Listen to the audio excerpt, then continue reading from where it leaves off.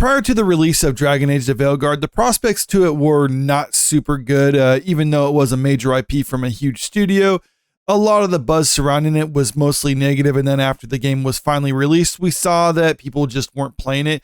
It hasn't even able to break 90,000 concurrent players over on Steam, and that was at its peak on Sunday. Since then, it's been slowly tapering down throughout the day, which indicates that that's probably the best that it's going to be, especially since BioWare has announced that they're actually not going to be doing any major DLC updates for it, maybe just a few patches. But for the future, they're going to be focusing on Mass Effect, which means this game is basically just dead in the water at this point.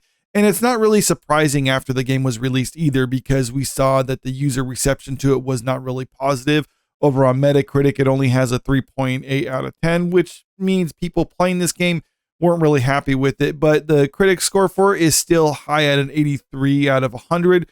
And this was something that was put out before the game was officially released, but after the review embargo had been lifted, critics were trying to hype it up.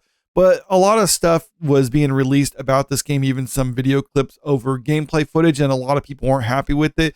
And that's where we get to the subject of today's story, because apparently after a lot of that stuff was being released to the public, a lot of people were going back and canceling the pre-orders that they did have for it, which were already pretty low. This is being reported on by That Park Place.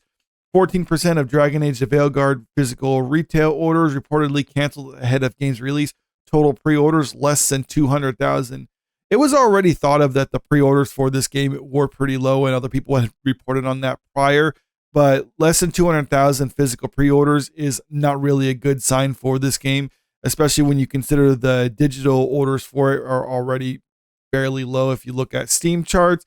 And it's been reported too that a lot of people have been returning their Steam copies on that. So it looks like this game is probably only selling a few 100,000. And for a major IP like this, that's not a very good sign. YouTuber Endymion revealed that a retail insider shared with him that 956 pre-orders of a total of 6,793 were canceled. Of the 6,793, or 14%. He wrote on X, "A source who works in the retail space showed me how many pre-orders got canceled for Dragon Age Veilguard in the last few days. This is from a major store with over 900 locations in America. Veilguard pre-orders versus cancellations by platform," and then he kind of highlights those exact numbers here. I'm not going to go over all of them, but keep in mind, I do think it's important to point out this is just according to him and the rumors or his insiders. So you can take these as rumors, but seeing as how the reception has been pretty low and the player count on places like Steam is so low, it does suggest that the orders for this, or at least the physical sales of this game, are not that good. So around 14 to 15% of each version of Veilguard was canceled in the last few days by customers across these 900 stores within America alone. He added, "I'm also told by another source pre-orders in general were very low, way less than 500,000, closer to 200,000 or less in total. Yikes." And then in a follow-up post, he said that this is only talking about the physical pre-orders, but he says when you combine physical and digital, it's still well under 500,000 copies of this game sold. Other estimated site. He went on to say that in a subsequent post, he pointed out how he was only talking about the physical pre-orders here, but he also did say that physical and digital copies are probably less than 500,000 sold for this game, so not really great considering how big the IP is. Other sites estimated that the numbers that are sold are also pretty low. Play Tracker estimates the game only has 163,000 copies. VG Insights has the game at 349,800 copies sold. And Gamealytics estimate the game has sold 479,500 copies.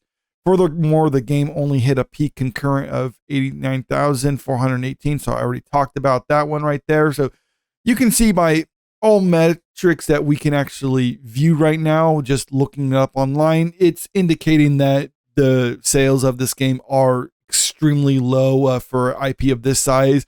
Because for something like this, you would expect it to get several 100,000 concurrent players within the first week.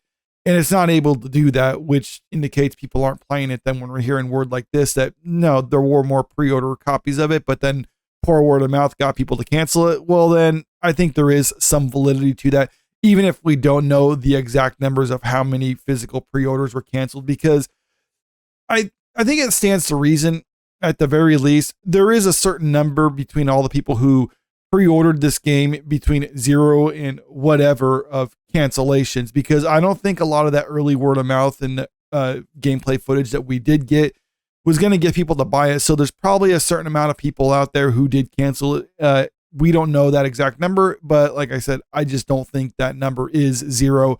And when they're saying it's around 14, 15%, according to their insiders, I don't know their insiders, so I kind of have to take their word for it, or I can just disregard it entirely. But since it kind of goes in line with what we do know about this game and the reception to it, I think that is somewhat plausible.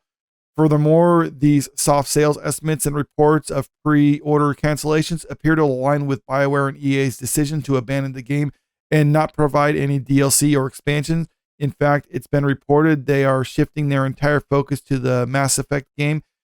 And that's another thing to point out when it comes to this as well. Because if this game really did perform above expectations for BioWare, then I would assume that even if they didn't have plans for DLC, they would get something in motion right now, or at least they would announce something. Because usually if a game does well, they're not going to be like, well, this game is selling like crazy and is way better than what we thought. But we didn't have any plans ahead of time to do anything else with this game, so we're just going to abandon it right now. No, that's not going to be what happens. And like, yes, them not providing any DLC for it doesn't necessarily mean that the game by itself is bad, because they never announced that prior to the release either.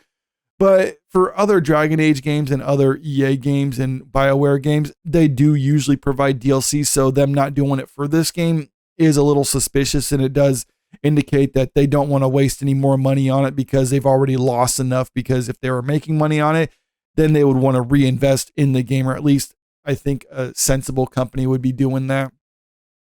George Yang at Rolling Stone reported on Halloween, with Dragon Age the Veilguard now complete, BioWare confirmed that there are currently no plans for downloadable expansions. He added the developers' full attention has now shifted entirely to the next Mass Effect as their current project. And it's just a matter of whether they're actually going to listen to the audience when it comes to the issues they have with Dragon Age the Veilguard, because clearly a lot of people don't like this game. It's the lowest rated one of all the Dragon Age games, according to Metacritic, at least the user scores on Metacritic. And there's a lot of people online, myself included, who are pointing out issues that people have with this game and a lot of problems with it. So it's a question of whether BioWare is actually going to listen to that. And when it comes to the next Mass Effect game, if they're actually going to take that advice and try to make something that people want to play, or if they're going to double and triple down on the decisions that made this game fail. Let me know what you think about all this in the comment section below, though. Do you think that for Mass Effect, they're going to actually improve it over what they learned from Dragon Age? Or are they just going to continue down this path of destruction for them? And also, if you haven't already, make sure you click that subscribe button if you want to stay up to date with the latest entertainment news. And don't forget to click that like button and share this video out there, because it really helps out with the channel. Thank you.